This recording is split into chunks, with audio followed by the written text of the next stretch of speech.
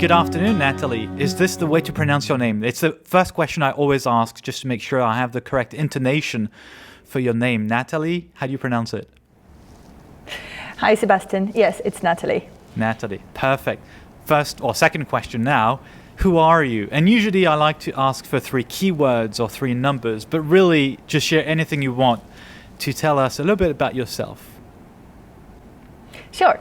I like to call myself a systems/DevOps/cloud/platform engineer, because what I do is all those things, and depending on the company and the year we live in, it has taken different names throughout the history. So I do systems, I architect platforms, I architect clouds, and I have a particular thing for security and data platforms. Fascinating. What led you to go into that field in particular? Kind of destiny, randomly. I was finishing my master's studies in Switzerland in telecommunication systems. I spent 7 years studying networks and wireless communications and cryptography and all of those things. And I needed a place to do my master's thesis in. I wanted to do it in an industry. And the deadline to find a project was fast approaching, and I started applying to different places in Geneva, even French-speaking places, even though my French wasn't that great at the time. And I found this place in a private bank. They were looking for a DevOps engineer, and they were looking for someone to write configuration as code for their physical internal data center. And they were looking to use Puppet and Rundeck, and they were looking also to use Logstash for logs. And I didn't know any of those words, but I nodded during the interview and then spoke to my best friend who was already working in the industry. And he was like, "Oh my God, DevOps, cool. You're going to be using Puppet. That is so awesome. Oh, if you use OpenStack, that would be even better." And so I started doing that project, working in that company, and I really loved it. I am a creative person by nature. I do loads of creative things, and I find that the field of DevOps and platform engineering really allows you to be creative, which is an unusual thing to say about systems and clouds, but it is. You are given problems, and you have all the solutions in the world to solve those problems with. Let's backtrack a little bit. Even before getting into your studies, what led you into the scientific or the tech area? And the reason I'm asking is, as you probably are aware, the industry suffers from a lack of women.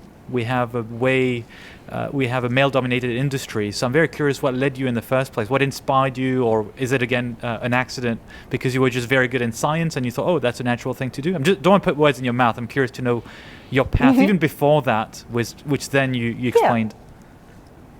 Yeah, actually my mom was a system administrator, sysadmin, and ended up leading the team of sysadmins at her work. And so when there was time where my parents asked me what I want to study at university, I said, IT, because I thought that my mom would be able to help me, and my dad is an engineer and a physicist, so he would be able to help me as well. And then so that was like a very broad decision, and my mom was like, okay, what do you want to study in IT? It's very broad, like tech is very broad. And I originally chose graphic design. And then I did in my last year of high school, I did like a Sunday weekend academy where I wanted to study graphic design, but the first semester was actually an overview of what exists in tech. And we did a little bit of programming.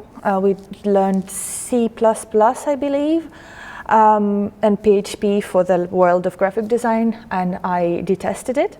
And we also had a little course in system administration, and we learned about networks and routers and kind of topographies of networks and how the internals of a computer work and what hardware exists and so on. And it was in 2007, I believe, and I really enjoyed that. So when it became time to go into uni, I actually failed to enter my preferred course in graphic design in the uni that I preferred, because funny enough, I was not and still am not good in math, and you needed math for that particular university. But I did enter to systems engineering in a different uni, and so I went on to study that and enjoyed specifically the subjects that were more so around systems and databases and like what is now platform engineering, everything that exists in the infrastructure world underneath any application or any system that somebody else writes the code for. And so I enjoyed that, and I continued studying that, and I did a master's, like I said, in communication systems and stayed in the field. Interesting. It's funny how an accident of not being admitted for the graphic design course led you to continue in that path and be excited about it. So in summary, if I paraphrase what you said, right, you had this family background, but then you also had your own curiosity with this bootcamp or the summer course, and then you continued in that path. If I may, if you have any thoughts in that regard, is there any piece of advice you would have for any girl or woman who would be interested to explore the field of technology or the field that you're in specifically? Is there any piece of advice when you look in hindsight that you wish you'd have known, maybe before entering the field, or maybe to encourage them to not hesitate and go into that area? I think with like the years of experience, the most important thing is how you portray yourself and how you present yourself within the room you're entering. And like that internship that I did when I was doing my master thesis, I was the only woman on the floor apart from the executive assistant. I was a 21-year-old little student in a team of people who could have been my grandfather. In terms of age, they had been with the company for 35 years. And my job was to teach them a new technology. Like, imagine how challenging that is. But I think having been in the field since I was like 16, I've always introduced myself as an engineer first and everything else second. And if you present yourself like this and if you believe that and you know what you're worth, I'm entering the room, I'm an engineer, I know what I'm worth and I know what I can bring, and I communicate that. It is obviously a lot about confidence and how to hold yourself and how to not be scared, but believe it or not, if you enter a room and you're like, hello, I'm the engineer that is going to do great things, that's how others will perceive you as well. This is very valuable advice. Thank you for sharing how you're doing it. Let's talk about Google Technologies a little bit. What surprised you, if anything, when you started using various Google technologies and in particular Google Cloud, which is your area of expertise? Is there anything that surprised you, in good or bad ways, by the way? I work with AWS and Google Cloud at the same time, in the same company, in the same role. So obviously there is a lot of comparison and a lot of cross-section of knowledge. What surprised me in a good way is how well everything integrates within Google Cloud. And what I mean by that is, if you are developing a system or deploying a platform, what about logging? Do you have logging? Do you need to deploy anything about logging? No, you don't. Everything is already there.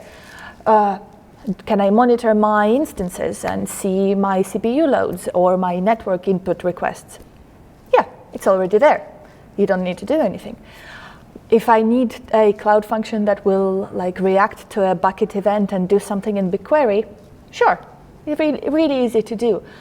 Everything just integrates really seamlessly, specifically compared to AWS, where you kind of have to know a little bit more about the little bits of the systems and configure every single thing separately. In Google Cloud, it's just a lot easier to stand up and go and learn the platform and build something nice really quickly. And you said anything negative otherwise. You don't have to, but you started with the good ways. Any challenges that you're faced with or remaining to solve? In my personal experience, and that goes to the industry I'm in, we very often use cutting edge technology, so things that might have not been brushed out quite so yet. And we face challenges sometimes when systems are not quite ready to be used and presented. But it works better and better the longer the product exists. And from the experience of others, my other friends in the industry who work with Google Cloud, sometimes how easy everything is integrated and how well everything works together is actually a downside. To give you an example, if someone needs to fine-tune their Kubernetes clusters and really tweak the configurations and tweak the hardware setup, it's not that easy to do with GKE because it's so nicely managed and you don't need to do much yourself. With the Kubernetes engine, everything is managed for you. There is even autopilot where you literally don't think at all about what is running and how it's running. But if you do need to think and if you do need to configure things, it becomes difficult. Got it. So it's the curse of having something that works very nicely integrated when you want to customize things. Completely understood. Very clear. Mm-hmm. Thank you for the example.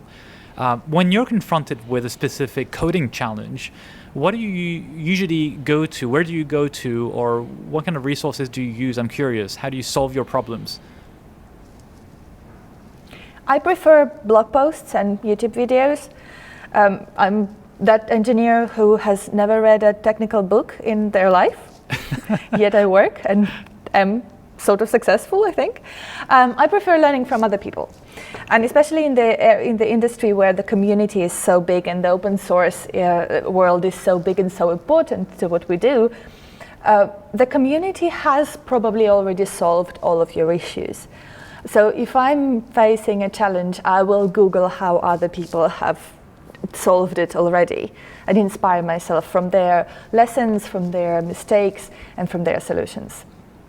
Let's talk precisely about the blog post that was selected on DevLibrary, and we will put the link to your DevLibrary profile in the description of this video.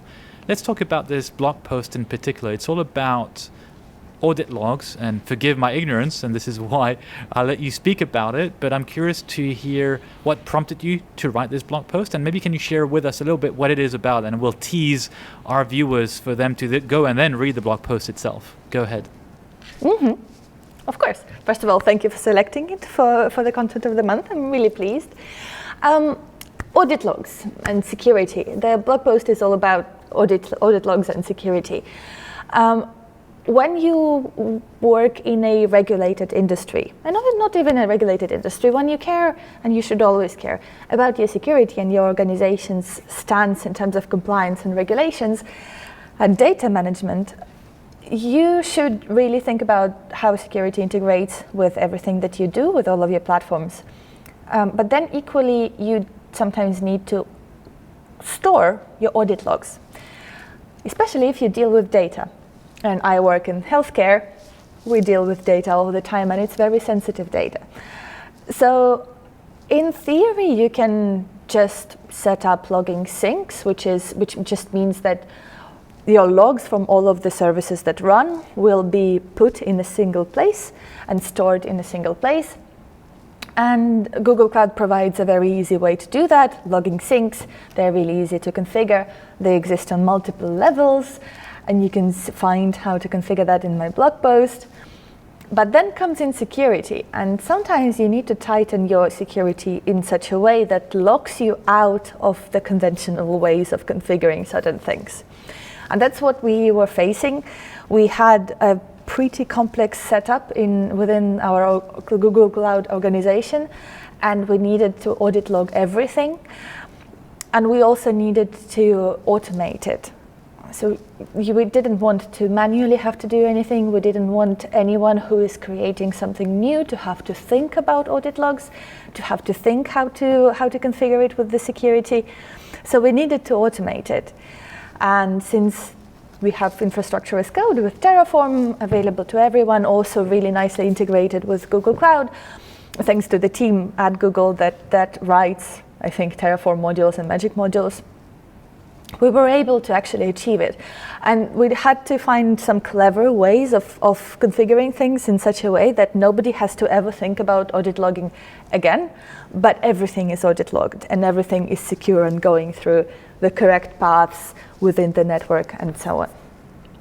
So you've told me all about the rationale for the specific aspect of audit logging and centralizing it, but you didn't tell me what prompted you to write a blog post. You could have kept your knowledge for yourself, solved the problem in your company, and then ignore the rest of the world. What's prompting you to share with everyone? Right. Well, because I love learning from blog posts and videos and people's experience myself, I think it's really important to contribute back to the community when you have solved something quite complex. And we often, that's what prompted me to write not only this blog post, but all of the others that I've written, and to be active in the community. Sometimes we solve challenges that we couldn't find answers on the internet for. And sometimes we invent curious solutions and curious kind of decisions about our platforms, make curious decisions about our platforms.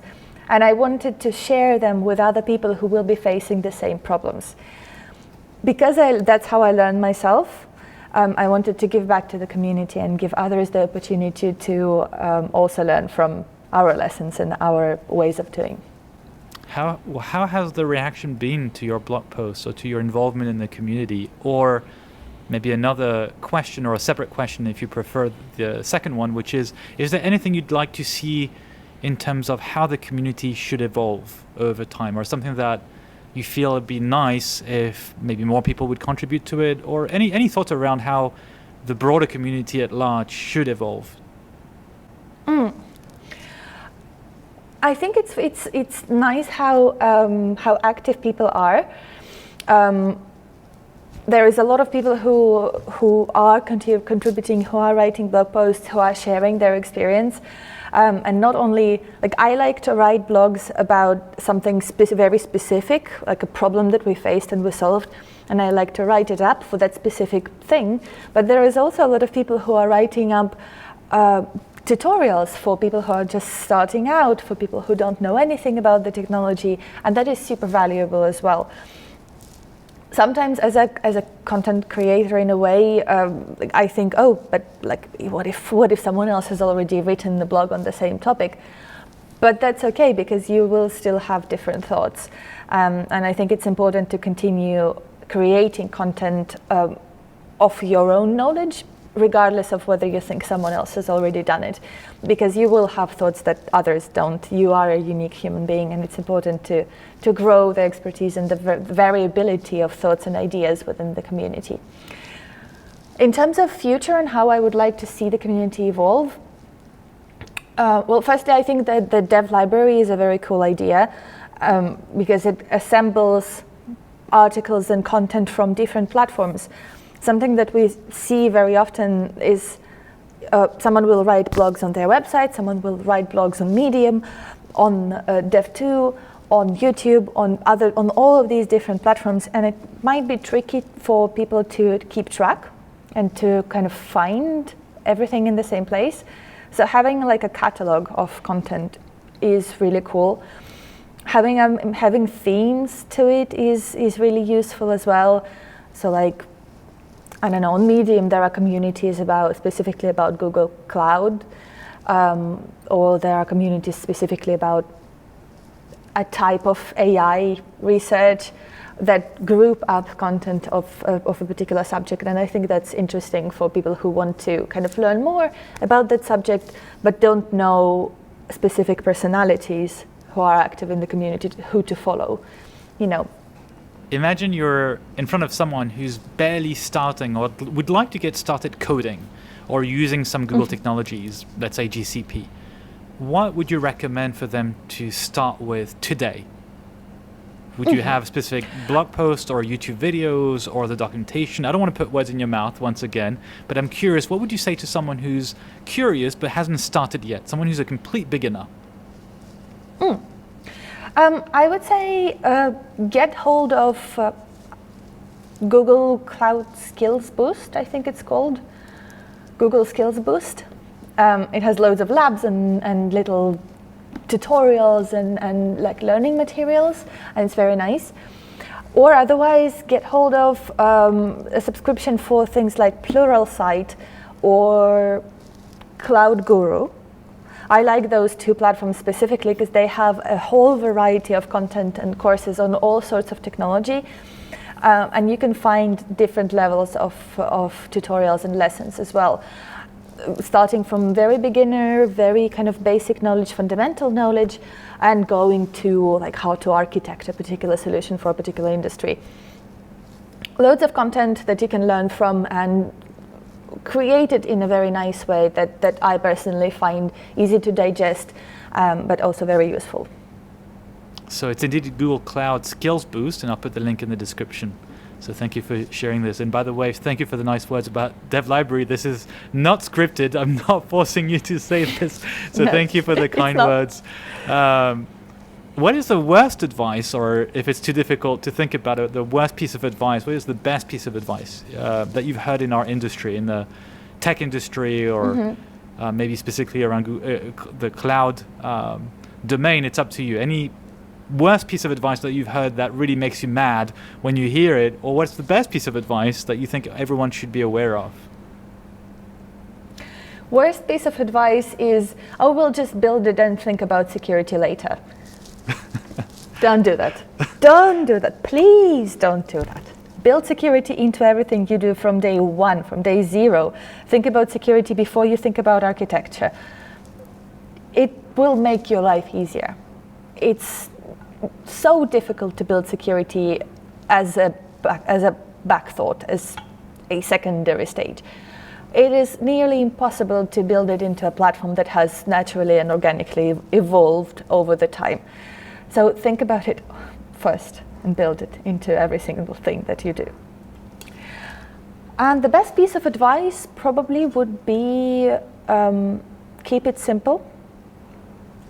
The full quote is KISS. If you don't know it, Google it. I think it's my favorite engineering principle, and it helps you keep things simple but also maintainable and future-proof, and someone else will come in and will have to maintain what you have written, and they will have to look at it and understand it after you're gone. So keep it simple. And we'll let everyone use their favorite search engine to see the acronym for KISS, KISS. Keep it simple, what the last S is. To make your point around security, do you know how many ransomware attacks are happening on an annual basis? Let's say in 2021 or in 2022, what's the projected number? Do you know? I was just looking into this yesterday, just a coincidence.